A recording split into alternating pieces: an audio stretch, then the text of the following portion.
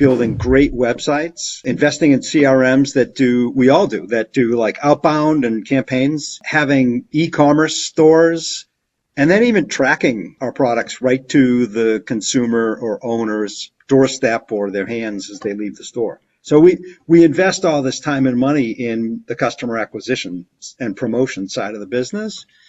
And then we probably reluctantly have support systems so that when a call comes in, we don't drop it. In the old days, you'd have a person answer the phone. Now it's all coming in through emails or chatbots or whatever. But you have to have that. We have to have a system that just tracks the inbound from a customer who has trouble, which is good news if they contact you rather than just go away. But there's this middle blue ocean, I call it, in the middle, which is the product ownership.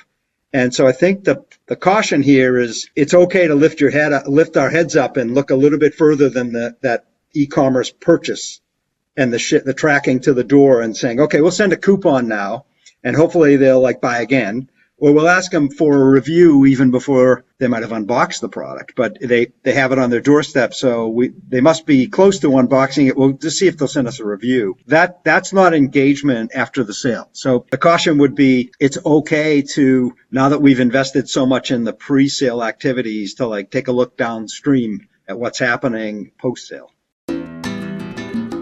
Welcome to the Entrepreneur Podcast, filled with marketing and leadership tips on launching and growing your business with your host, Deanne Mora. Today on the podcast, I'm thrilled to dive into the intersection of technology, product strategy, and customer retention with someone who's shaking things up for product-based businesses everywhere, Ken Rapp. Now, Ken is the CEO of Bluestream, a platform that's redefining how brands stay connected with customers after the sale. And in a world where shrinking margins and fickle consumer behavior can keep business owners up at night, Ken's team is helping brands move beyond reactive support into predictive growth and retention. Now, we're talking about using data and real-time engagement to turn everyday product usage into meaningful, ongoing conversations. Now, he's also the past founder of ValQuest and has a deep background in commercialization, enterprise value creation, and building company cultures that thrive. And when he's not helping brands build smarter connections, Ken's investing in the next generation of entrepreneurs through his work with WPI and the Zini Foundation. So this episode is for every founder, marketer, or product leader who wants to boost retention without chasing endless product launches or giving away margins or discounts. So let's get into it. Ken, welcome to the podcast. Thank you so much for having me. It's a pleasure to have you. And so you've been on both sides of the business spectrum, from building companies from scratch and helping existing brands to scale. So what first drew you to the post-sale experience as a core business opportunity? Yeah, and I'm really sort of 35 in here, but I've been around the track longer than that. And so, I love looking for and finding unmet needs, places where we all have some latent pain, but there hasn't been a solution. And so, particularly when they're personal for me, and you mentioned some of my prior discussions, my prior efforts have been involved in the scientific and life sciences and medical and medicine communities.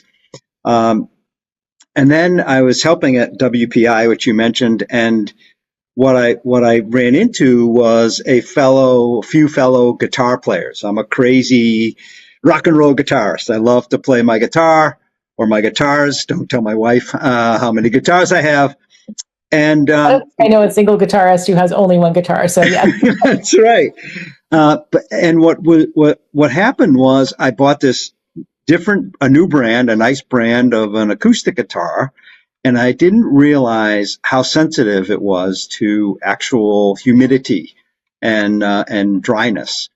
And comparing notes with a few of the other people who had been working on this problem of a cracked guitar, I dug in with them and found we had something in common. We were product owners. So after the sale, we'd already purchased the guitars and we loved the music. We had similar tastes in rock and roll and classic rock and pop. And Yet, being pretty seasoned guitarists, none of us knew that this particular guitar was in distress until it was too late and we had cracks that needed to be repaired. And we said, boy, what if that guitar could actually talk? And it said to us, hey, by the way, over here, cold New England, fall, October, although it's very warm today, October, November, December, it gets dry and pretty cold, and we could use some humidification.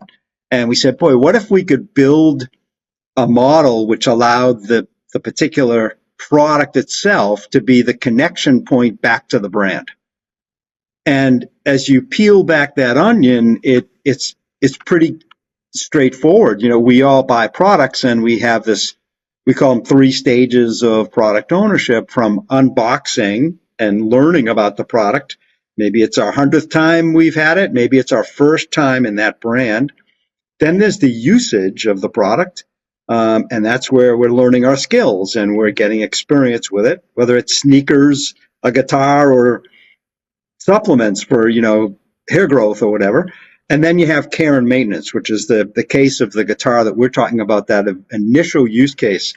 And we said, boy, you could imagine creating a connection between a brand or a company and their customer around any one of those stages, and it would be delightful for the consumer or the owner of the product, and a new way to really engage a customer, which drives retention, revenue, repeat sale, and great customer satisfaction. And so that was really the beginning, where we brainstormed around that one cracked guitar and said, there's a real unmet need here to tie it all together. Interesting. So then, you have a technology background. So is that where your mind naturally went, is how can we build some tech to solve this issue? Yeah, it's always, well, that's where our minds always go first if you have a technology background. But I learned a long time ago, the best thing you can do is to really make sure there's a problem out there in the market before you start building things. And so we decided to go out and actually talk to a lot of guitarists. And I remember distinctly going to one of these annual meetings from the music industry.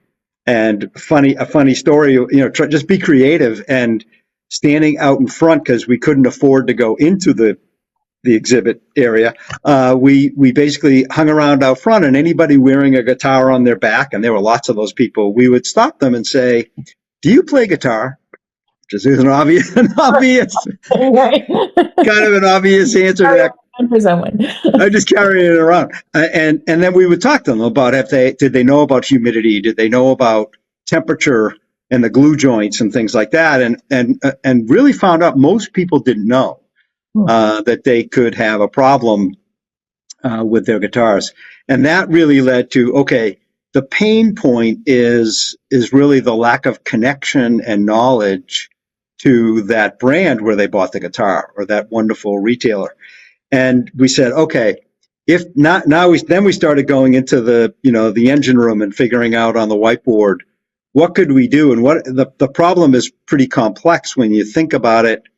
The skill set of a person and their experiences is an ever evolving thing, right? Like a living, breathing, like I just played a new type of music, and my skills are changing, and playing that guitar, or eating those smoothies, or wearing those sneakers, or my pet having this probiotic. Everything is a skill evolution, and yet the product itself has a life cycle. So the product, a guitar could go for 50 years, past generation to generation, but it has an annual life cycle of maintenance and care. Whereas my box of smoothies that I eat every day for lunch has about a 45-day, duration, but there's still a life cycle with in the freezer, out of the freezer, what to add to it, what not to add to it in order to make it taste great. And so those two moving, living, breathing circles actually come together on product ownership.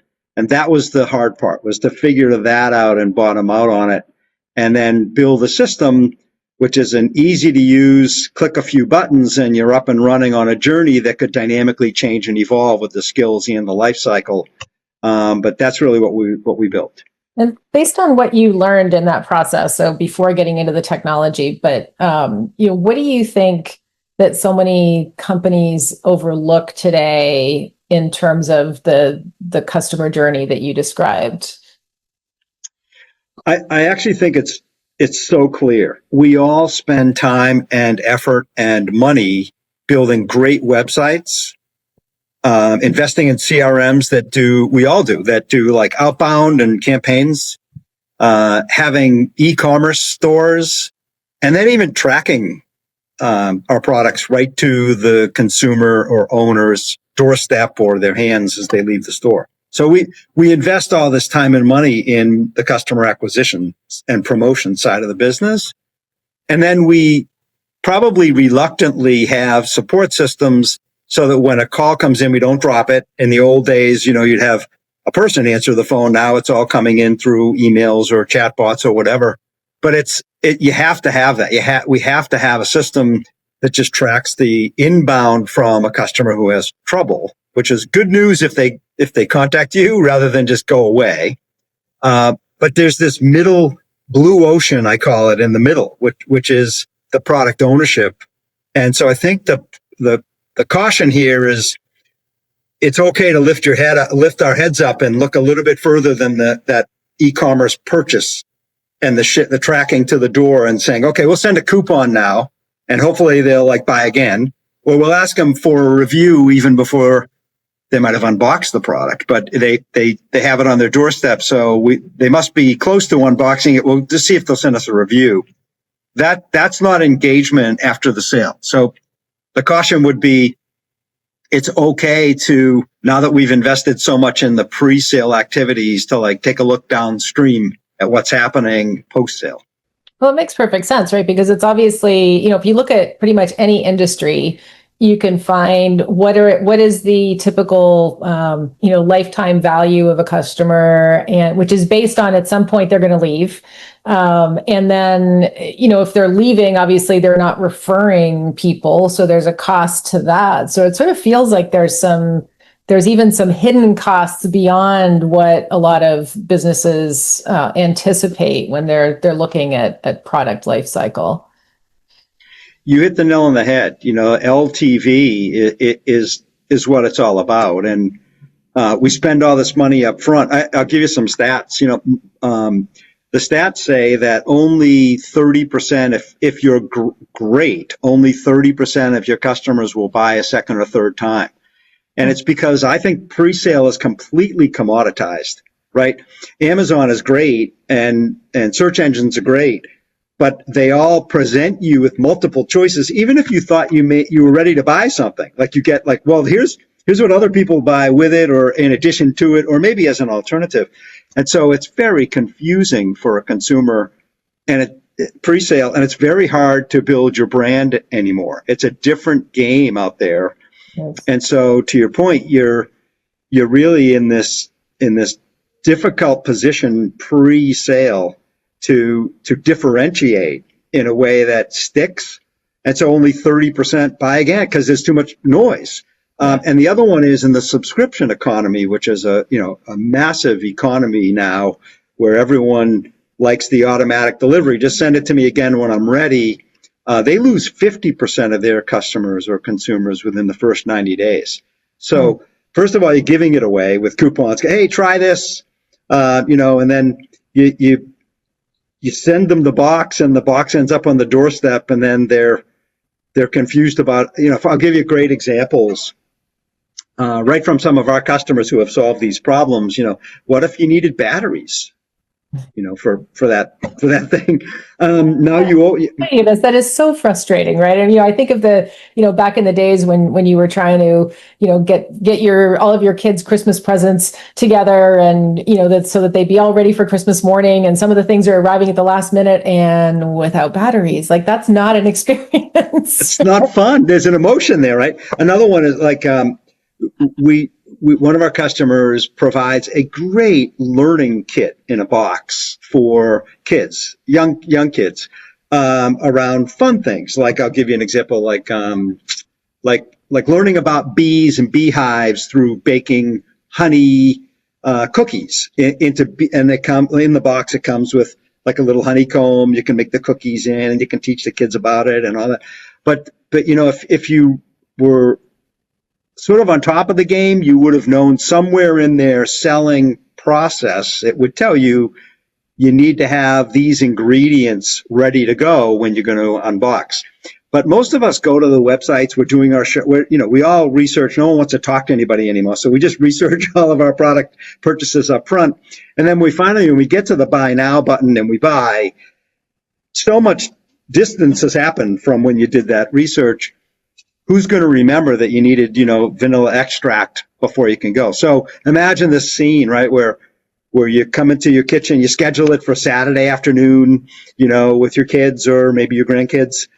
Like me, I have three grandkids who are under 6. And you're sitting there, now you're going to unbox. That might have been a week after you got the box, but now you're having an experience with your kids and grandkids, and you open the box and everybody's waiting to like mix up the ingredients, and you don't have any, whole milk or any honey or whatever you needed. And it's just a big downer. And where do you think that box ends up? Trash. Trash, or back in the pantry, and you never get to it again. And you'll never do it. And then the kids are disappointed. Yeah. And so, in this age of shrinking margins and rising customer acquisition costs, because you're right, I think a lot of brands they're putting all their money into acquisition, and then they're just assuming there's going to be some fallout at the end, and that's all baked into the numbers. So how should brands rethink the role of retention in their overall strategy? Oh my gosh. You're not alone. Your listeners are not alone. Your viewers, we've all faced it. This is the way we've operated. There has not been a solution that would drive retention up by north of 30%. Imagine if you could take what you are losing and you could take the churn down by 30%. What would that mean to your business? Just do your own calculations on a cohort of 1,000 customers or 100 customers, an annual spend of whatever it is, and then change the numbers from whatever it is today to 30% less churn, and it just drops dollars into your bottom line. So the return on all of your CAC is just going to be driven up.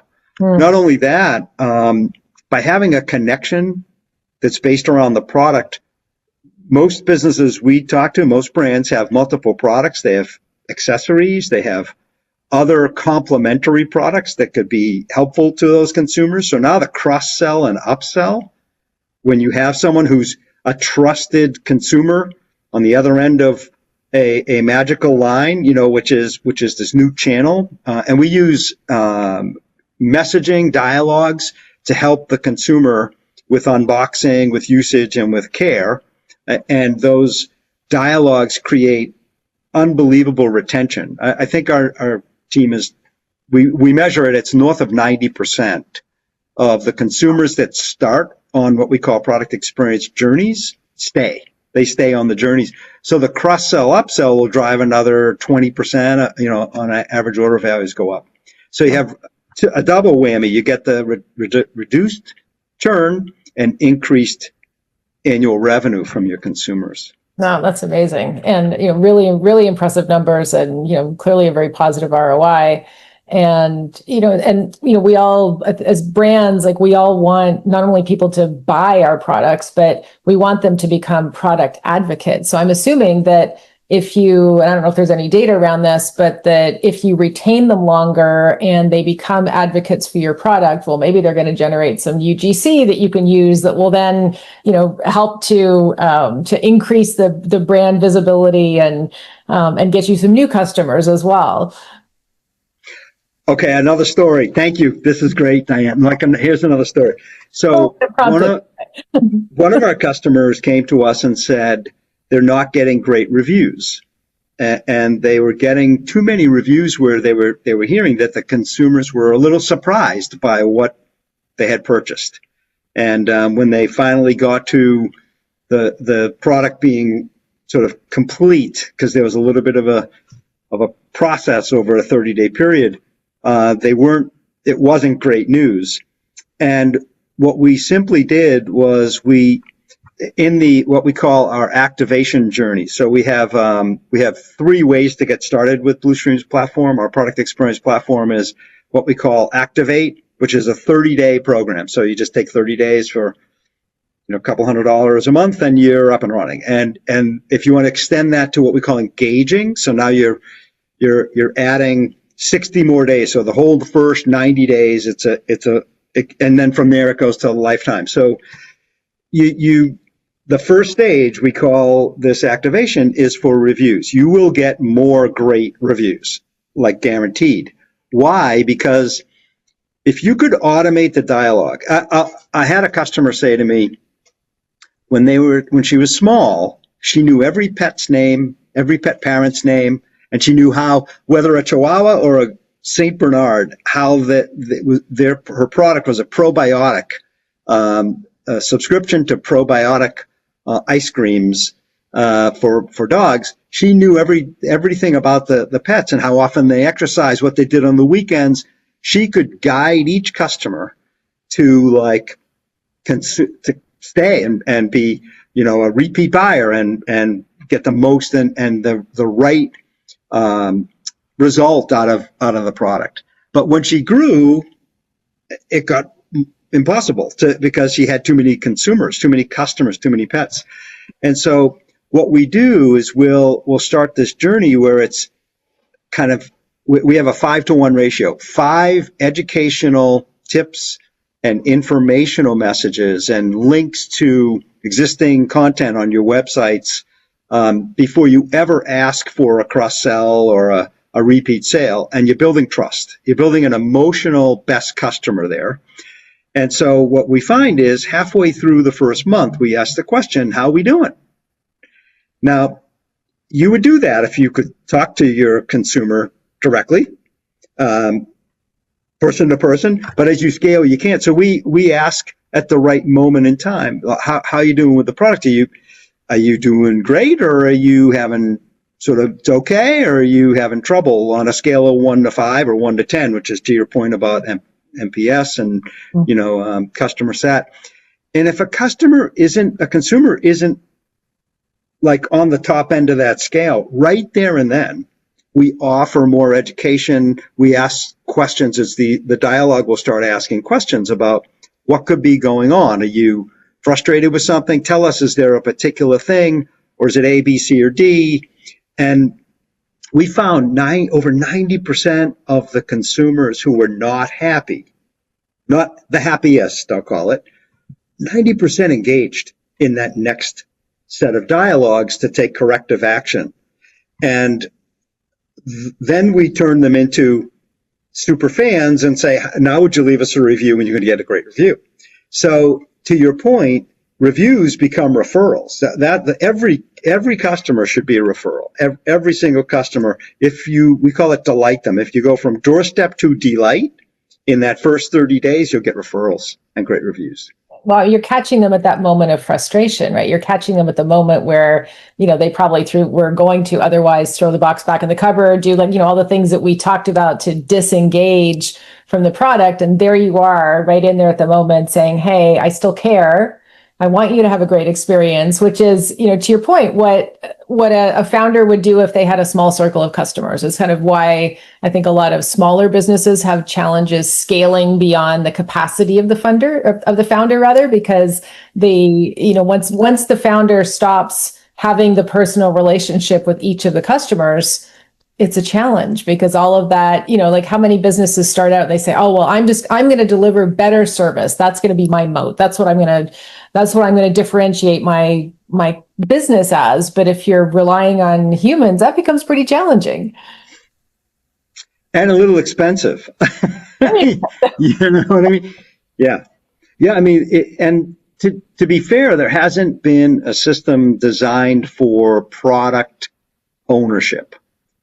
They're designed for support or pre-sale, and it's very hard to shift or pivot if you're already in flight as a pre-sale promotional excellent company, a provider to all of us who use those systems. It's very hard to change who you are to do something that's going to really be the domain experts in a different area.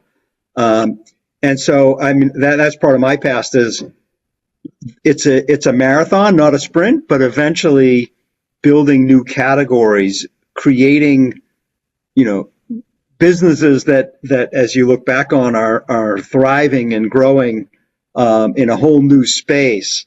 It's hard, and you get the bugs in your teeth if you're in the front of the car, but eventually it's really rewarding, and there's a sense of pride in helping solve a real problem. And as I said earlier when we started, the biggest problem you can have as a new business is to solve a non-problem. Like, it doesn't really exist, but I have this technology that is cool, and I want it. Everybody's going to want it. Everyone wants that. Because I created it, everybody would want it. Compared to like really going deep on the problem set for a while until you really understand the problem set, and then building the thought leadership and the leadership position in that category. And that's a lot of fun, a lot of work, a lot more work than if you said, I have a better mousetrap, so I'll pick up some of the business. That's hard to do, but it's still, you don't have to create primary demand. You're creating demand around an existing demand area. But to create a category like we're doing, it's much harder, but it's so much fun, and you build such great relationships with companies and their founders and the teams of people who see this vision to try and help change the world and create a whole new paradigm of product ownership and a connection to their customer. Now, are you finding as well that engaging for your customers, that as they're engaging with their customers at potentially points of frustration, is that also data that they can take back to R&D and make product adjustments? Is that a helpful part of the cycle as well? Yeah, so great point. So I mentioned earlier the 3 stages of product ownership, and we have these 3 stages laid out on how you can get started. So the activation is that first 30 days you're going to drive reviews and referrals. And we measure those, and you can measure those. And imagine having all that data at your fingertips about your review process and your success. Like if I asked if you provided products to the world today, and I said, well, how many of your consumers actually are unboxing it right now, right this minute? It'd be hard for you to say. But with the kind of technology available to us, you could know right now who's in those videos and who's going through that. You extend it out the next 60 days, so you're at a 90-day cycle. We call that engage, and you are measuring second purchases. You know who's buying again and making it a habit. Your product becomes a habit. Repeat business gets much easier. You have all the data around why. Which links did they go back to on your website through the journeys, we call them? Which answers did you get about the populations that have super high conversion rates on recommendations and those that don't, so that you can address those? And then last but not least, we call lifetime is just the ongoing life cycle of ownership for your products and services. Can you imagine if you had data about the unboxing or the activation of a relationship with your customer, the usage or engagement, and then the care and maintenance of your products, how valuable that would be? Zero party data is what we call it. It's what it's called, zero party, because it's consumers. As I said, 90% of them, once they're on journeys, they really appreciate a connection to your business, to your brand. And so they are willingly telling you things and answering questions and clicking on things that you just would never even know at scale. And so using that to address future products, product packaging. Did you know that everyone who jogs more than 10 miles a week loves red raincoats? I'm making it up, but like when they jog, when it's raining, they like to have a red or a matching raincoat to their sneakers. And if you happen to sell apparel and sneakers, and footwear, you now are going to know that you can drill all the way down and in, or you can zoom out and look at the aggregated data. I almost look at it this way. When I've bought a car before, I always go to Carfax. And Carfax gives me the history of that car, and if it's had any accidents, and have they changed the oil when they're supposed to. And so we're basically creating that data life cycle, that data history for product ownership for all of your products. And you can drill in all the way to one consumer, or you can look across all your consumers and see how they're behaving. Interesting. Well, I mean, we marketers and brands all love data now because there's so much of it available. We can get data on everything from, what we look at, what we say, what we buy. So how do you make sure that with all of that data that you're enhancing the customer experience rather than overwhelming it and feeling intrusive? So I think you're on the consumer side, the product owner side in your question. Yes. But it's also true of us business leaders when we look at all this data, like it's almost like a white noise. What can you get out of it? So starting with the consumer actually personalizes their cadence. If I sent a message to you and said, so how many miles a week are you planning on using those sneakers for? And you don't answer for a couple of days, that's okay. And we now know, because it's been 2 days until you answered that question, you kind of would prefer a little less active messaging discussions. And so we'll try the next one a couple days later, and be patient waiting for you. So you are dictating through your answers, you're dictating what comes next. So if you say, I jog a couple miles a day or 3 miles 5 days a week, we know several things. First is that it took you a couple days to answer that. And secondly, we also know as the brand that there are inserts in those sneakers that should be changed at 150 miles. So now we're going to calculate a 2-week buffer before you need the inserts that we would offer with education along that 10 to 15 week period of your ownership there. So you're dictating the cadence, and we're bringing value to you on behalf of the brand about how to best use that product you bought for the sneakers. But if I answered right away, boom, I got the message. I said, I'm training for 10K at the end of October. Right away, I'm going to get like, okay, this is a snappy responder.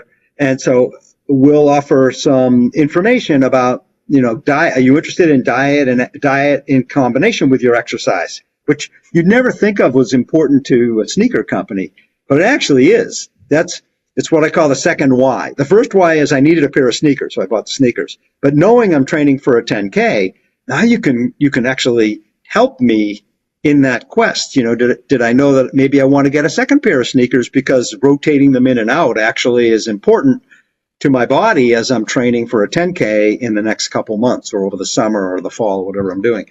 So the second why is the lifestyle why of why I'm using your brand's products in the first place, that we would know if it was somebody live, person to person. Hey, thanks for buying these sneakers. Do you have any? If I would care about you, like you said, the word care, I would care about how you're going to use my products, and then I can make recommendations that are very relevant to you and personalized.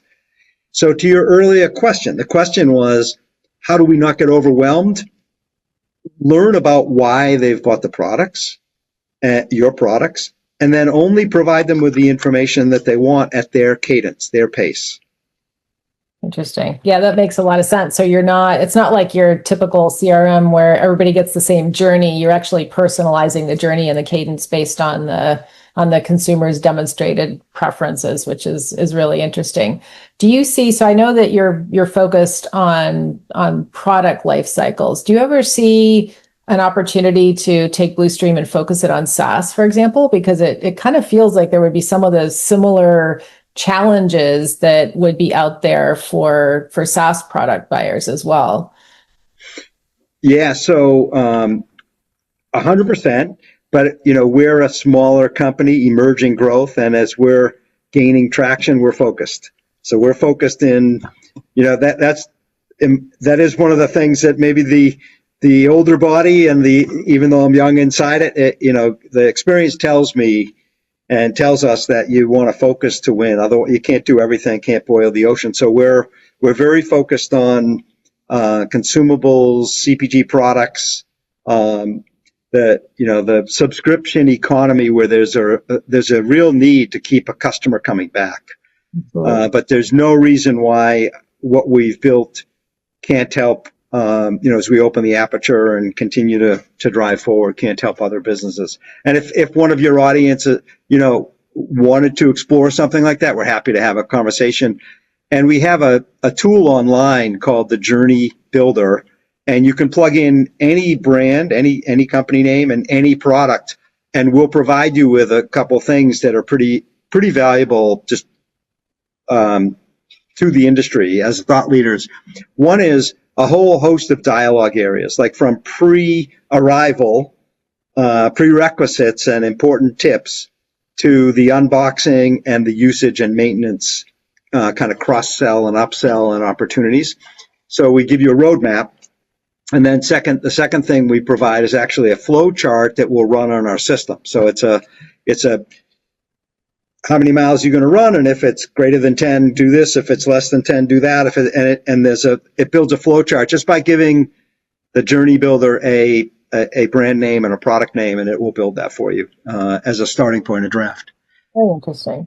One other point that you had asked about, just to finish it up, was, we do use analytics and the power that AI has brought to us to do, like, we keep the guardrails up on AI, but we internally use it to help our customers with all that data, all that zero-party data, to cull out what's really readily available to point out best and worst case A/B testing going on inside all this data that you're getting from your consumers.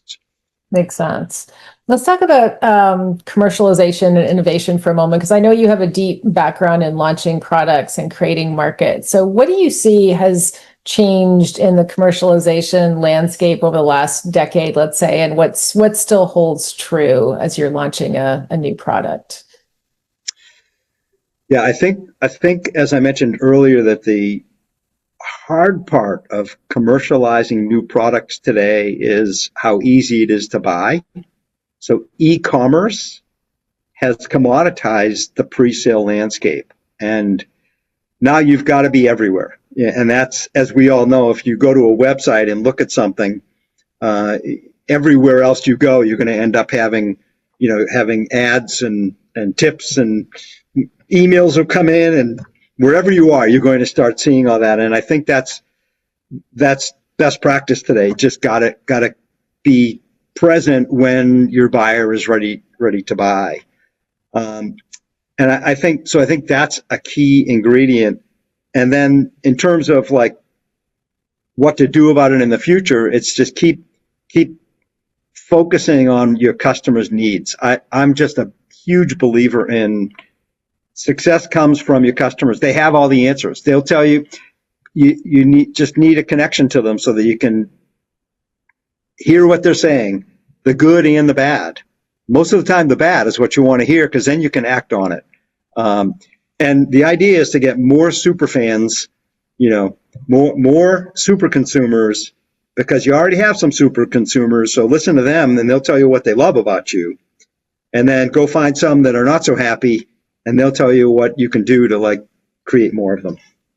Absolutely. It comes back to human relationships, which I think is what we're seeing more and more. There's almost like this yin and yang of, AI and technology on the one hand, with, all sorts of amazing things that we can do. But then on the other hand, we're all still human. We want to feel that connection to a brand. We want to feel relationships, and particularly as you look at, some of the Gen Zs and, Gen Alphas, that desire to feel more connectedness to a brand is that much more important. So, it sounds like the objective here is, how do you do that at scale? How do you do that at scale? And it's very, very, very cool what you just said, because let's take a beauty product, for example, skin serums or, other skin care or beauty care. It's not, I'll say my generation for sure, baby boomers will use those products, but the way that Gen Zers want to buy and want a relationship is they want to be connected. They want to be connected in a fun way, not in a a stodgy logic has got to be there, but they also want the fun and some emojis and maybe post on Instagram and be able to do all that. And so that's a cool part of product ownership is you have lots of varieties of consumers that you can actually adjust the journeys to. So it's right on. I'm totally with you. That's fascinating. So I know that in addition to the work that you're doing as being a CEO and founder, that you're also a trustee at the Zini Foundation. Could you tell us a little bit about the foundation and what leadership lessons that you're seeing new founders struggle with the most these days? So that'll tie me back to my very first day in the business world. I went to work for a company that was solving an unmet need and creating a category in the scientific community. And the need back then was that in science, the old way of moving liquids around is with a pipetter, like a syringe pipetting. And today it's all automated. And they invented that. And I'll never forget the first day I went to work, I heard the story of the founder and his team not having a product, but going out to find a problem. And then they went and did the hard work in the engine room of figuring out what the solution was, that they then went out to the market, learned, back to the market again, learned more. And now it's a multi-billion dollar industry of automation in science. And that kind of fast forward is the framework that I learned about early on, about going out and listening to the problem and then putting a team together that could solve that problem. Well, the person who started that company that I first joined right out of college many moons ago is named Frank Zini. And so the Zini Foundation is a learning foundation and focusing in now on giving back to young people who are aspiring leaders. And so we work with students in late high school, so juniors and seniors, to help them make good choices for college or for whatever they're going to do post high school, whether it's trade schools or college, and make affordable choices where they come out of college and aren't saddled with a crazy amount of debt that they'll be saddled with for their entire most of their adulthood.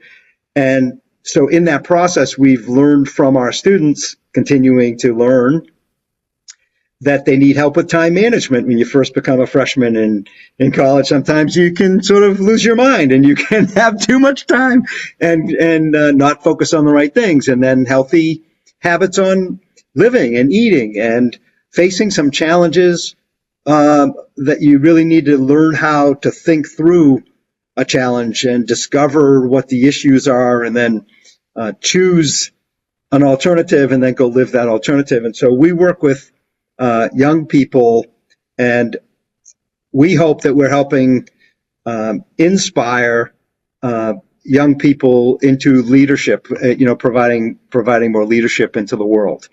We also do provide funding, so anyone is welcome to explore that on the zinifoundation.org.